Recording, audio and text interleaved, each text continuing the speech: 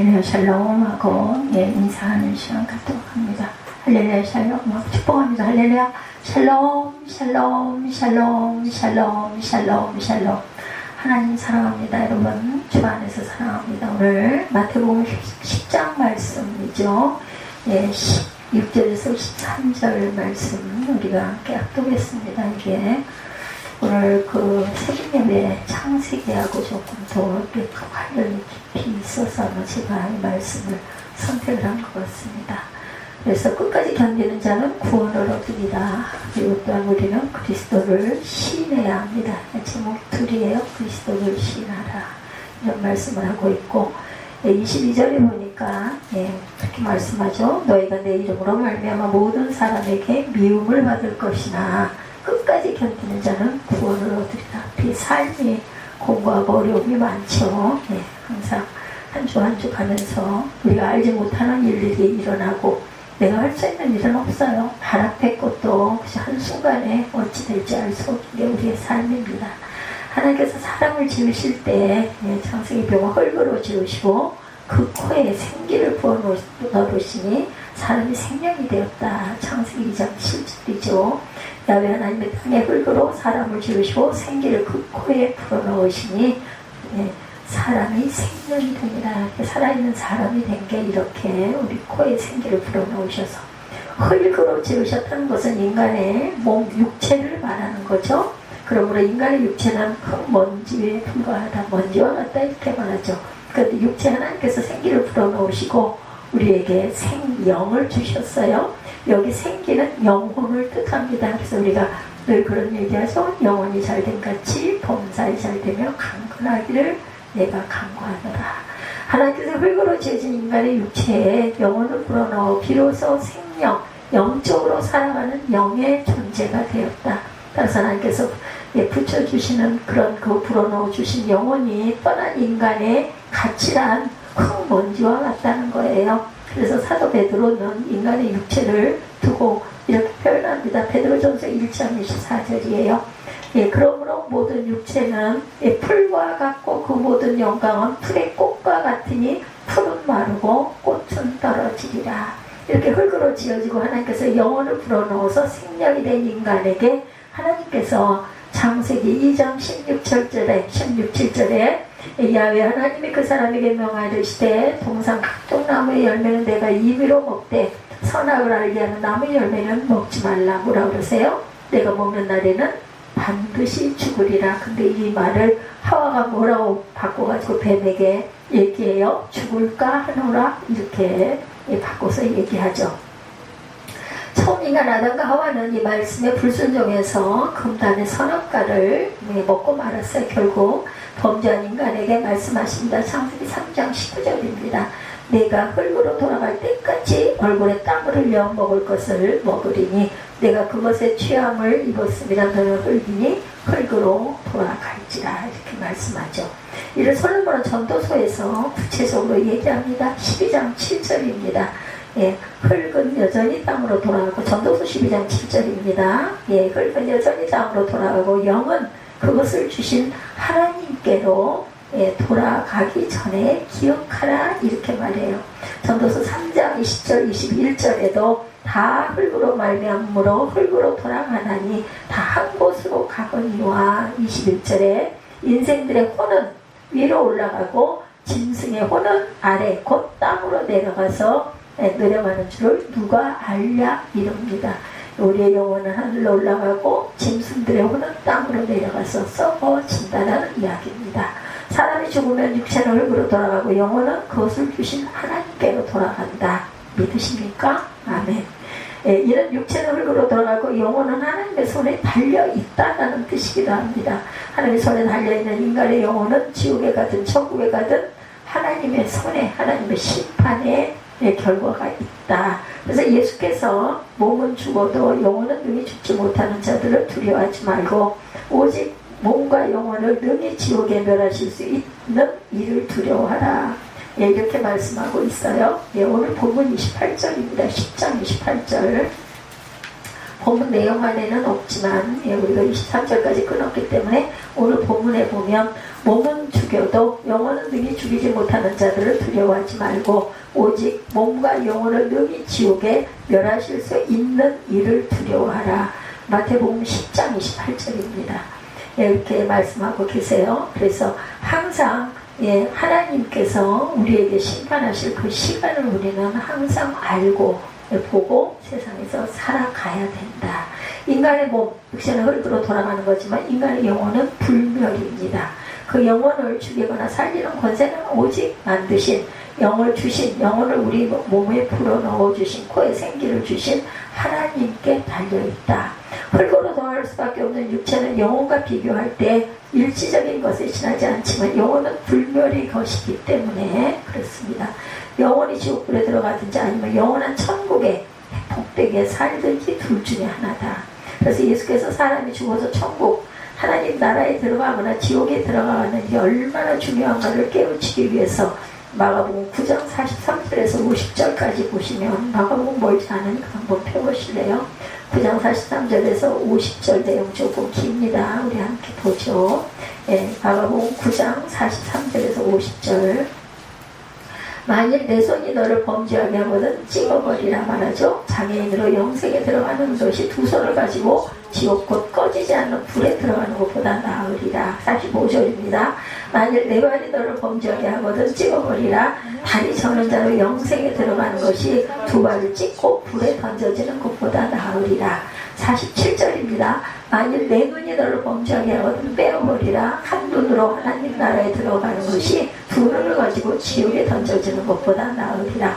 거기에서는 구더기도 죽지 않고 불도 꺼지지 아니하리라. 사람마다 불로 소금치듯 함을 받으리라. 50절입니다. 소금은 좋은 것이로되 만일 소금이 그 맛을 잃으면 무엇으로 이를 짜게 하리요. 너희 속에 소금을 두고 서로 화목하라 하시니라. 아멘. 사람의 신체 중에 제일 민감한 감각기관이 손과 발 그리고 눈을 들어서 사람의 범죄와 연결시켜서 말씀을 하셨어요. 손이 범죄하면 손을 찍어버리고 발이 범죄하면 발을 찍어버려라. 눈이 범죄하면 눈을 떼어버리고 천국에 가는 것이 성한 손과 발 눈으로 지옥에 들어가는 것보다 낫다는 거예요. 죄를 제거하기 위해서 철두철미하게 모든 수단 방법을 다 강구하라는 뜻입니다. 그리고 회개하지 않으면 지옥 형벌을 면할 수 없다. 그래서 철저한 회개를 통한 영원한 생명을 얻어라 말씀하고 있습니다. 솔로몬은 전무후무한 부귀 영화와 지혜와 지식을 가지고 눈에 원하는 것이면 해보지 않은 것이 없는 그러한 삶을 다 산 후에 인생을 결론지어 말합니다. 전도서 12장 9절에서 14절 말씀입니다. 나 전도자는 지혜자이어서 여전히 백성에게 지식을 가르쳤고 또 깊이 생각하고 연구하여 잠언을 많이 지었으며 전도자는 힘써 아름다운 말들을 구하였나니 진리의 말씀들을 정직하게 기록하였느니라. 지혜자들의 말씀들은 찌르는 채찍을 갖고 회중의 스승들의 말씀들은 잘 박힌 목 같으니 다 한 목자가 주신 바이리라. 내 아들아 또 이것들로부터 경계를 받으라. 많은 채찍을 짚는 것은 끝이 없고 많이 공부하는 것은 몸을 피곤하게 하느니라. 일의 결국은 다 들었으니 하나님을 경외하고 그 명령을 지킬지어다. 이것이 모든 사람의 본분이니라. 하나님은 모든 행위와 모든 은밀한 일을 선악간에 심판하시리라. 전도서 12장 9절에서 14절 그리고 13, 4절 말씀을 잊지 마시기 바랍니다.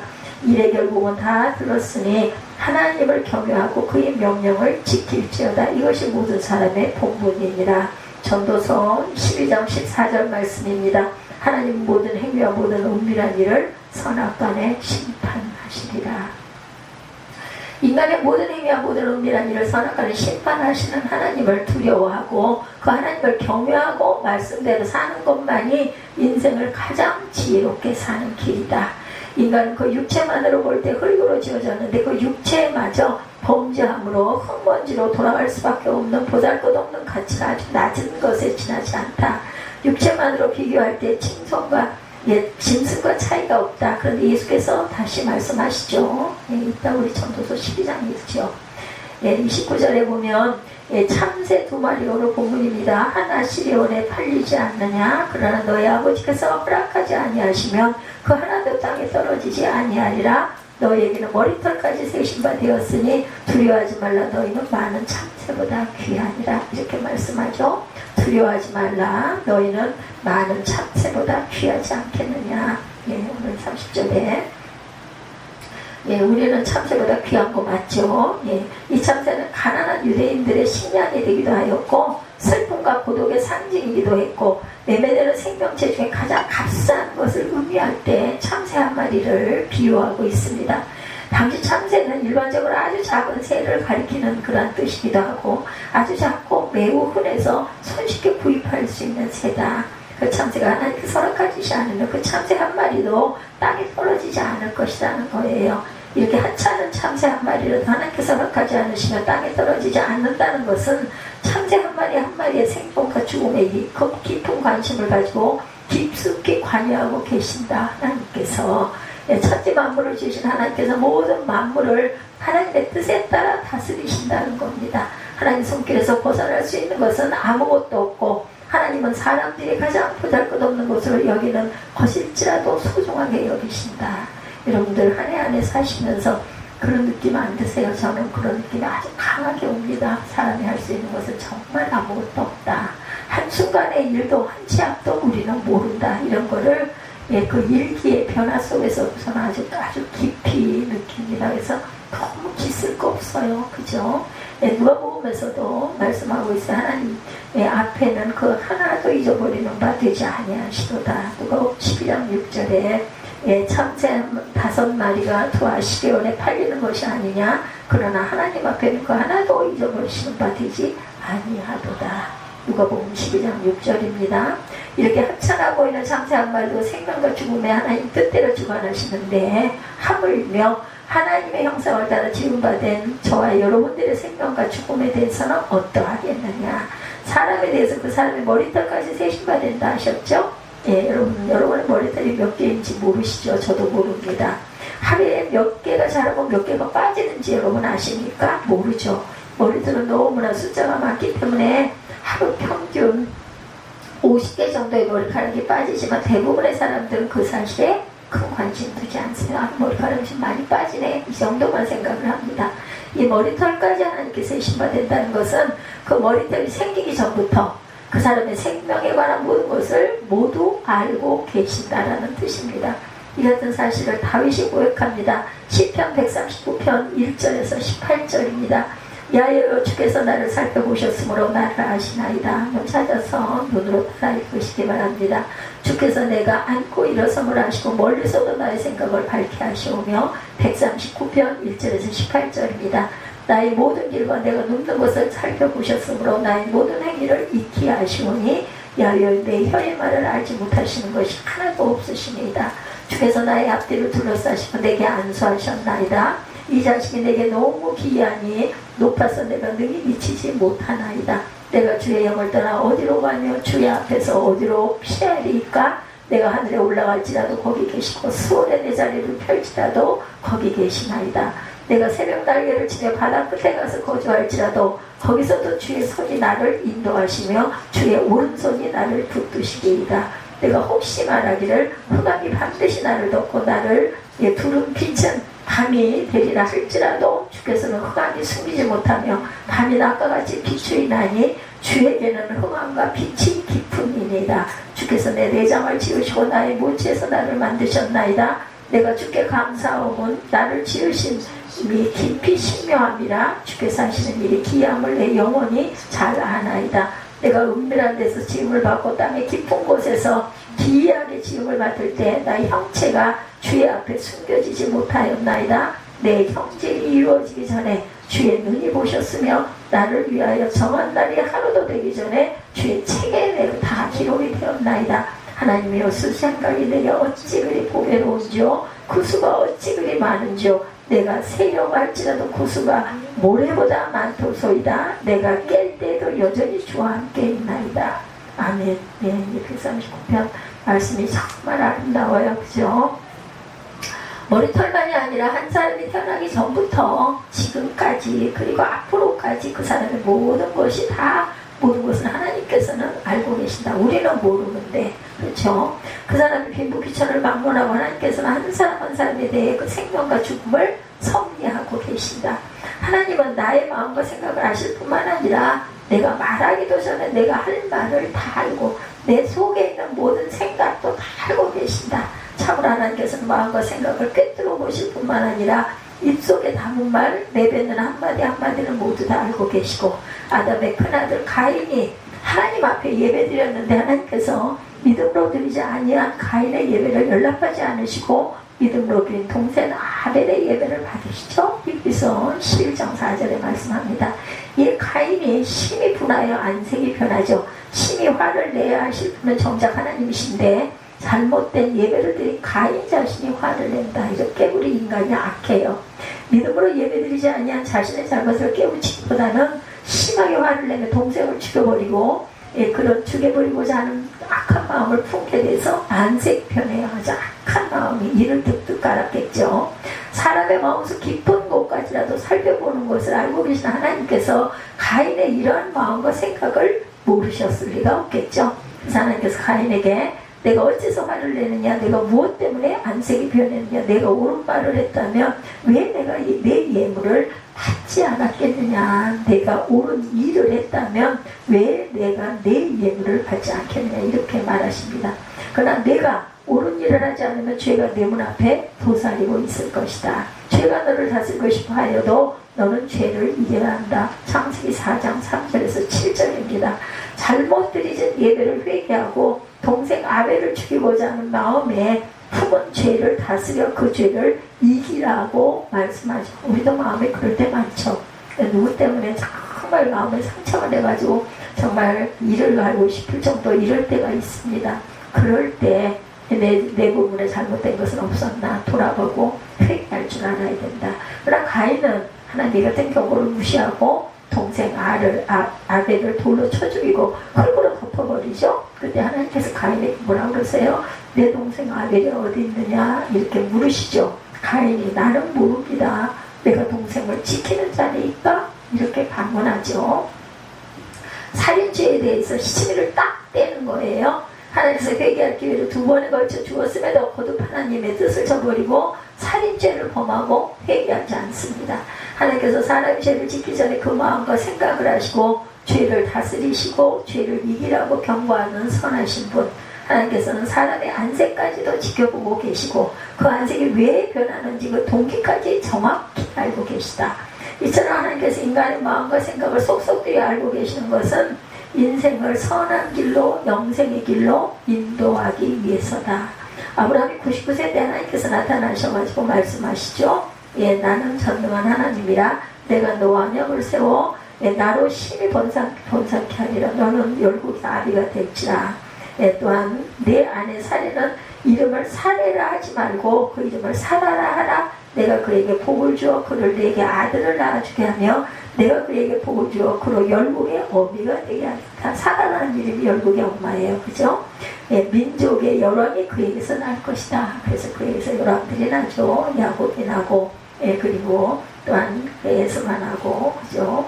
이 아브라함의 속으로 웃으며 100세가 된 사람이 어떻게 자식을 낳을 수가 있겠는가? 사람은 90세가 되었는데 어떻게 자식을 낳을 수 있겠는가 하며 중얼거리다가 하나님께 말씀을 드립니다. 이스마엘이나 주의 축복 가운데서 살았으면 좋겠습니다. 그죠? 처녀에게서 낳은 아들이에요. 이스마엘은 하갈. 그러나 하나님께서 아니다. 내 안에 사라가 너에게 아들을 낳을 것이다. 그래서 결국은 아브라함이 이삭을 낳게 되죠. 너는 그 이름을 이삭이라고 하라. 내가 그와 계약을 맺을 것이니 그의 후손들에게 영원한 계약이 될 것이다. 창세기 17장 1절에서 21절 내용입니다. 이렇게 하나님께서 속으로 묻는 것까지, 그리고 그 묻는 동기, 다시 말해서 하나님 말씀에 대한 믿음을 가지지 못하고 있는 것까지 모두 다 알고 계신다. 그 하나님께서 다시 새 천사의 모습으로 아브라함에게 나타나셔서 정성어린 대접을 받으시고 내년 이맘때에 내가 반드시 너에게 돌아올 것이니 내 안에 사라에게 아들이 있을 것이다 라고 말해요. 그죠? 근데 천막 입구에서 듣고 있던 아브라함의 아내 사라가 혼자 속으로 웃으면서 내가 이렇게 늙었는데 내 남편도 늙었는데 어떻게 아이를 낳을 수 있겠어? 이렇게 생각을 하고 중얼거립니다. 이 하나님께서 아브라함에게 어째서 사라가 웃으며 내가 늙었는데 어떻게 아들을 낳을 수 있겠는가 하고 중얼거리는가. 생각까지 하세요. 나 야훼에게 불가능이 있겠느냐. 내년 정한 때 내가 너에게 돌아올 것이니 사라에게 아들이 있을 것이다 라고 말씀을 합니다. 사라는 두려워서 나는 웃지 않았습니다 하고 거짓말을 했지만 야훼께서는 아니다, 너는 웃었다라고 말씀하시므로 사라가 속으로 웃는 것까지, 그리고 나이 90이 넘은 할머니가 도대체 어떻게 아이를 낳을 수 있겠는가 라고 중얼거리는 말까지도 모두 보고 알고 계신다. 창세기 18장 1절에서 15절입니다. 하나님께서는 사라가 웃는 이유까지 모두 알고 계시면서 언약과 전지전능하신 하나님에 대한 믿음을 가지도록 권하십니다. 자신의 마음과 생각을 다른 사람에게는 감출 수 있을지라도 마음을 감찰하신 하나님 앞엔 그 누구도 마음과 생각을 감출 수 없다. 저는 가끔 이 말씀에서 위로를 많이 받습니다. 제가 세상을 살아오면서 보면 제 마음이 마음 같지 않게 나쁘게 이해가 되거나 오해를 받을 때가 많잖아요. 그죠? 저는 그런 경우들이 많습니다. 그럴 때 그냥 저는 할 말이 없을 때, 뭐라고 말해도 소용이 없을 때 하나님은 아시니까. 예, 저는 그렇게 생각을 합니다. 하나님께서 인생의 과거와 현재 모두를 알고 계세요. 미래일도 알고 계십니다. 하나님께서는 모든 사람의 마음과 생각뿐이 아니라 한 사람 한 사람의 일거수일투족 사소한 하나하나의 동작이나 행동 모두를 속속들이 알고 계신다. 하나님께서 모든 사람의 행동 하나하나 한 사람이 앉고 일어서는 것, 일하고 쉬는 것까지 보고 알고 계신다고 아까 우리 읽었죠? 시편 139편 2, 3절에 증거하고 있어요. 사람의 행동을 보실 뿐만 아니라 그 행동의 동기와 의도까지도 확연하게 알고 예수께서 유다를 떠나 갈릴리로 가실 때 굳이 사마리아로 동행하시겠다고 하시죠. 요한복음 4장 3절에서 6절에 보면 유대를 떠나서 다시 갈릴리로 가실새 사마리아로 통행하여야 하겠는지라 사마리아에 있는 수가라는 동네에 이르시니 야곱이 그 아들 요셉에게 준 땅이 가깝고 거기 또 야곱의 우물이 있더라. 예수께서 행로에 고나여 우물 곁에 그대로 앉으시니 때가 제 60쯤 되었더라. 이렇게 증거합니다. 유대에서 갈릴리로 가려면 가장 빠른 지름길이 사마리아를 통과하는 길이고, 또한 사마리아를 지나지 않으면 요단 동편으로 돌아가야 하는데 대략 6일 정도가 더 걸려요. 그러나 사마리아 지름길로 가면 갈릴리까지 3일밖에 걸리지 않습니다. 근데 유대인들, 특히 바리새인들은 아무리 먼 길을 지나도 사마리아 지름길로 가지 않았다고 해요. 이유는 북이스라엘이 아수르에 의해 멸망한 이래 사마리아 사람들이 이방인 아수르 사람들과의 혼혈로 혈통과 신앙의 순수성을 상실했기 때문에 그때부터 유대인들은 사마리아인들을 아주 반목하고 멸시하고 있었던 거죠. 그런데도 예수께서는 사마리아로 통행하겠다고 말씀하신 것은 그들이 지름길에서가 아니라 꼭 만나야 할 사람이 있었기 때문이다. 그래서 제자들과 함께 사마리아로 가셔서 수가라는 동네 야곱의 우물 곁에 앉으셨어요. 때가 낮 12시쯤 얼마나 뜨거웠겠습니까? 사마리아 여자 하나가 물을 일러 그곳에 오죠. 당시 일반적인 관습에 따르면 동네 여인들은 저녁 시간에 물을 길러 옵니다. 근데 이 여자가 한 대낮에 물 길러 온 것은 이유가 있었죠. 다름 아니라 이 사마리아 여인은 부정한 생활을 하는 여자이기 때문에 다른 여자들이 즐겨 물을 길는 저녁 시간을 피해서 아무도 오지 않는 대낮에 물을 길러 옵니다. 예수께서 사마리아로 통행해야만 하겠다고 하신 이유는 바로 이 부정한 사마리아 여인을 만나기 위해서였다. 이 여인이 물을 길러 올 것과 그때를 미리 알고 계셨습니다. 그래서 그 여인에게 물을 달라고 말씀하시죠. 예. 사마리아 여자가 당신은 사마리아 사람들과는 상종치도 않은 유대인이므로 어찌하여 사마리아 여자 나에게 물을 달라 하나이까라며 거절하자 예수께서 내가 만일 하나님의 선물과 또 내게 물 좀 달라는 이가 누구인 줄 알았다면 내가 그에게 구하였을 것이요 그가 생수를 내게 주었으리라 이렇게 말씀하죠. 그리고 이 물을 먹는 자마다 다시 목마르거니와 내가 주는 물을 먹는 자는 영원히 목마르지 아니하리라. 나의 주는 물은 그 속에 영생하도록 솟아나는 샘물이 되리라 말씀하죠. 여자가 주여 이런 물을 내게 주사 목마르지도 않고 또한 여기 물 길러 오지도 않게 하옵소서라고 말을 합니다. 이에 바로 예수께서 그 여인에게 당혹스러운 말씀해요. 가서 내 남편을 보라. 여자가 나는 남편이 없나이다 하자 예수께서 내가 남편이 없다는 말이 옳다다. 내가 5 남편이 있었으나 지금 있는 자도 내 남편이 아니니 내 말이 참 3대도 다 말씀합니다. 그 여인은 자신의 과거 부정한 모든 생활을 꿰뚫어 알고 계시는 그리스도의 통찰력과 예제 놀라 주여 내가 보니 선지자로 소리다 이렇게 고백을 합니다. 예수께서 자신이 메시아임을 밝히자 사마리아 여인은 물통을 버려두고 마을로 달려가서 사람들에게 외치며 예수 그리스도를 증거합니다. 나 행한 모든 일을 내가 말한 사람들을 와보라. 이는 그리스도가 아니냐 이렇게 가서 외치죠. 그리고 그 여인이 예수께서 자신의 모든 과거를 낱낱이 알고 자신의 삶이 변화된 것도 증거하죠. 그 동네 많은 사마리아인들이 예수 그리스도를 믿고 구원을 받게 됩니다. 요한복음 4장 3절에서 39절까지의 내용입니다. 이처럼 주께서 나의 앉고 일어섬을 아시며 멀리서도 나의 생각을 총적하시오며 나의 길과 눕는 것을 감찰하시며 나의 모든 행위를 익히 아시고 계신다. 하나님께서 우리의 모든 과거지사를 알고 계시는 것은 심판을 위한 것이 아니라 구원을 위한 것입니다. 하나님께서 우리의 모든 과거지사를 알고 계시는 것은 더럽고 추한 과거를 폭로하기 위한 것이 아니라 지난날의 모든 죄를 용서해서 깨끗한 삶으로 변화시키기 위한 것이다. 하나님께서 우리의 모든 과거지사를 알고 계신 것은 우리 자신을 부끄럽게 하기 위한 것이 아니라 복되고 영광스러운 삶으로 축복하기 위해서라는 것.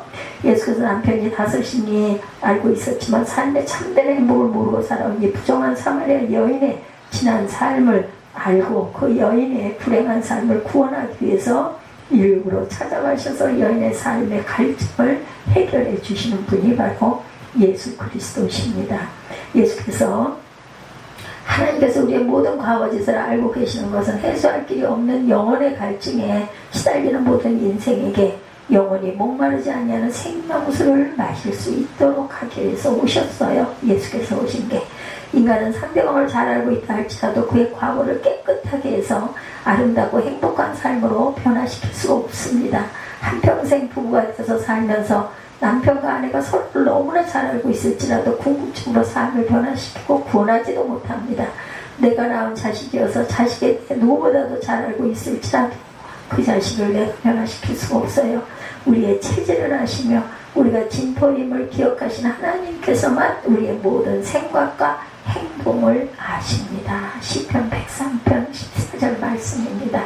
우리의 과거와 현재를 우리의 미래까지도 이렇게 알고 계시다.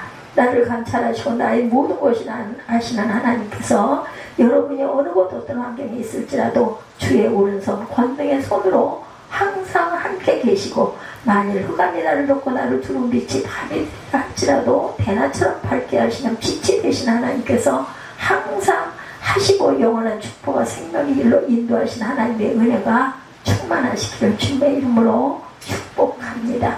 이처럼 하나님은 우리의 일상에서 일어나는 모든 일을 처음부터 끝까지 다 세시고 간섭하시고 있다는 것을 믿고 어떠한 환경과 처지에도 아무리 박해와 핍박을 받는다 해도 두려워하지 마십시다.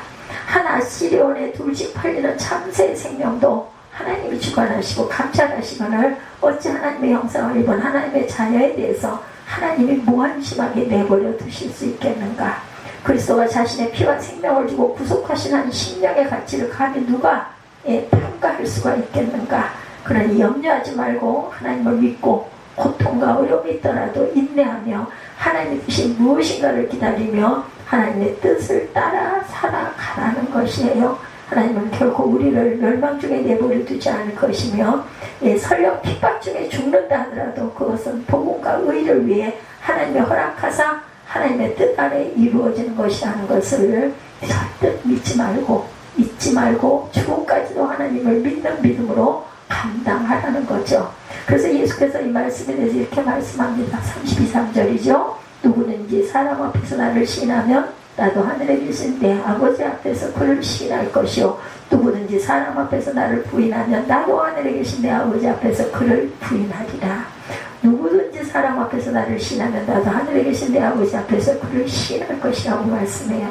이 말씀은 누구든지 자신이 예수 그리스도를 자신의 삶의 주님으로 모신 모든 사람에게 공개적으로 신앙 고백하면 그가 바로 예수 그리스도의 제자라는 뜻을 갖고 있습니다. 자신이 예수 그리스도를 진실로 믿고 있다는 것을 공개적으로 시인하지 않으면 그리스도를 믿는 것이 아니고 예수 그리스도의 제자가 아니다. 그래야 최후의 심판날 그리스도께서 우리 자신을 하나님 앞에 시인할 수 있다는 거죠. 사람들 앞에 공개적으로 그리스도를 믿음으로 시인한다는 것은 예수 믿음으로 지극히 작은 자 하나에게라도 그리스도를 섬기듯이 섬기는 삶을 살겠다라는 그러한 뜻입니다. 이런 믿음의 성도를 기쁘게 여기시고 인정하시고 마지막 날 하나님 나라에 들어가는 축복을 허락하시겠다. 마태복음 25장 34절에서 40절입니다. 그때 임금이 오른편에 있는 자들에게 이르되 내 아버지께 복받을 자들이여 나와 창세로부터 너희를 위하여 예비된 나라를 상속받으라. 내가 줄일 때 너희가 먹을 것을 주었고 목마를 때 마시게 하였고 나무에 되었을 때 영접하였고 헐벗었을 때 옷을 입혔고 병들었을 때 돌보았고 옥에 갇혔을 때 와서 보았느니라. 이에 의인들이 대답하여 이르되 주여 우리가 어느 때 주께서 주의 식물을 보시고 음식을 대접했고 목마르신 것을 보고 마시게 했나이까. 어느 때 나그네 되신 것을 보고 영접하였으며 헐벗으신 것을 보고 옷 입혔나이까. 어느 때 병드신 것이나 옥에 갇히신 것을 보고 가서 배웠나이까 하리라.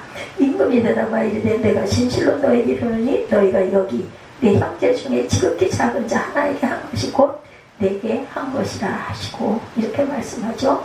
예수께서 오늘 본문 마지막 42절에 말씀합니다. 누구든지 제자 이름으로 이 작은 자 중 하나에게 냉수 한 그릇이라도 주는 자는 내가 진실로 너에게 이르노니 그 사람이 결단코 상을 잃지 아니하리라 하시니라. 그래서 33절에 누구든지 사람 앞에 나를 부인하면 나도 하늘에 계신 내 아버지 앞에서 그를 부인하느냐 하리라고 말씀하죠.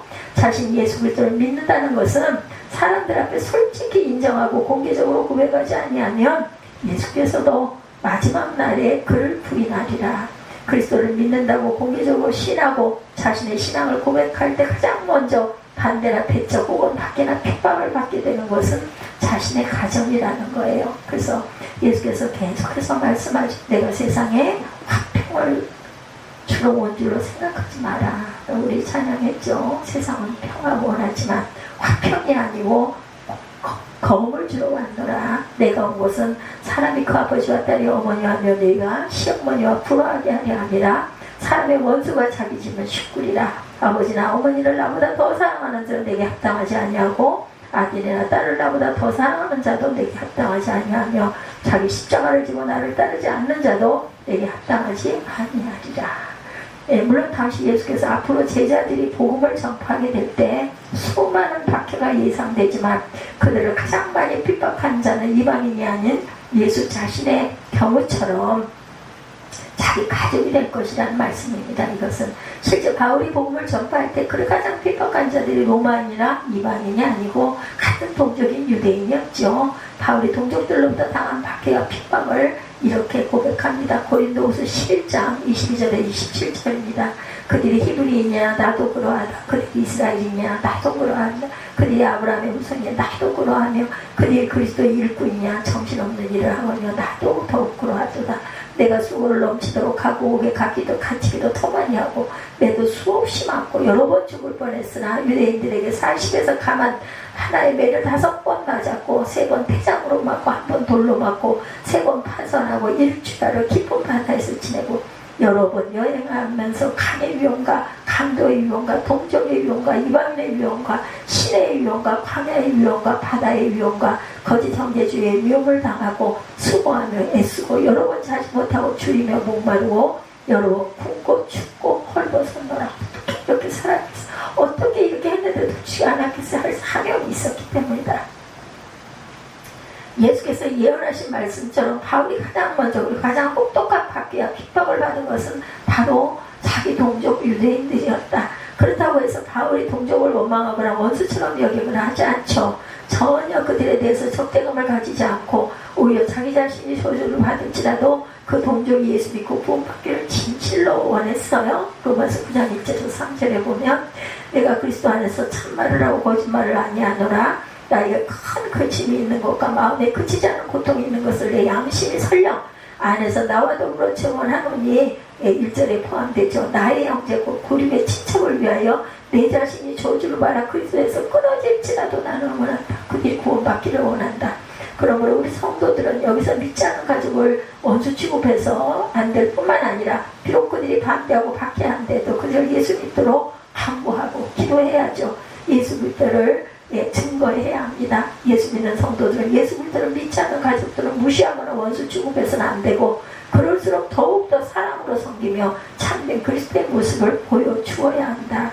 예수께서 그 누구보다 자신의 혈육으로부터 외면을 당하셨죠. 마태복음 13장 53절에서 58절에도 보면 그 모든 비유를 마치시며 그곳을 떠나 고향으로 돌아가사 그들의 회당에서 가르치시니 그들은 놀라 이르되 이 사람이 이 지혜와 이런 능력이 어디서 났느냐. 이는 그 목수의 아니냐. 그 어머니는 마리아, 그 형제들은 야고보, 요셉, 시몬, 유다라 하지 않느냐.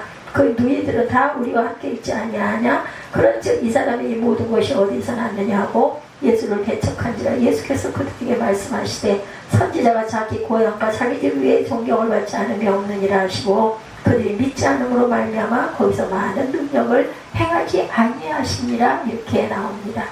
그리고 바리새인들과 유다 종교자들이 예수 그리스도를 잡기 위해 혈안이 되자 자신들의 신변 안전을 위해 예수님의 혈육을 자기 집에서 아예 떠나주기를 원하죠.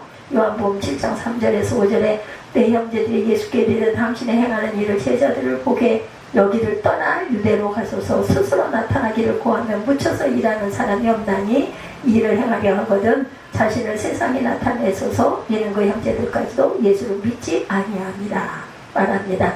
예수께서 말씀하신 대로 사람의 원수가 자기 집안 식구니라 입니다. 그렇다고 해서 자기 가족을 배척하거나 원수로 여기거나 하지 않죠. 현현적인 사람을 뛰어넘어 그럼에도 불구하고 그들을 사랑하는 하나님의 사랑, 앞에 사랑을 보여주시기 위해서 십자가의 길을 묵묵히 가셨어요.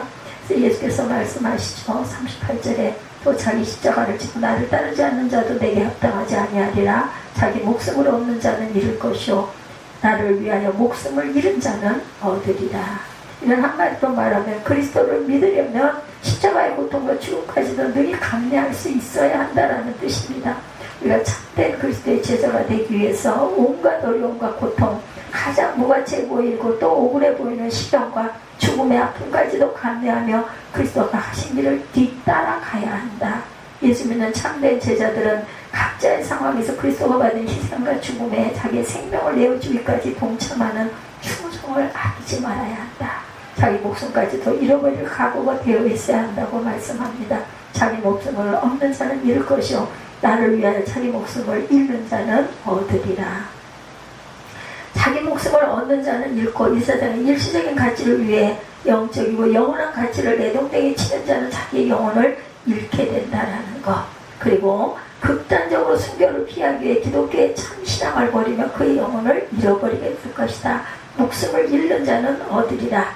이 말씀은 영원한 생명을 위해서 이 땅에서의 삶도 기꺼이 포기할 수 있어야 한다. 실로 그리스도의 복음을 위해 자신을 부인하되 생명까지 희생하는 자는 다시 생명을 얻되 풍성히 얻을 것이라고. 죽기까지 그리스도를 신하는 믿음으로 하나님의 말씀들을 행하여 하늘의 상급이 충만한 저와 여러분들이 되시기를 주님의 이름으로 축복합니다. 오늘 마태복음 10장 16절에서 42절까지이지만 마지막 절까지 주 그리스도 예수를 시인하자 이런 내용으로 함께 말씀을 나눴습니다. 우리 결단하시고 기도하시고 축복의 예배를 마치도록 하죠.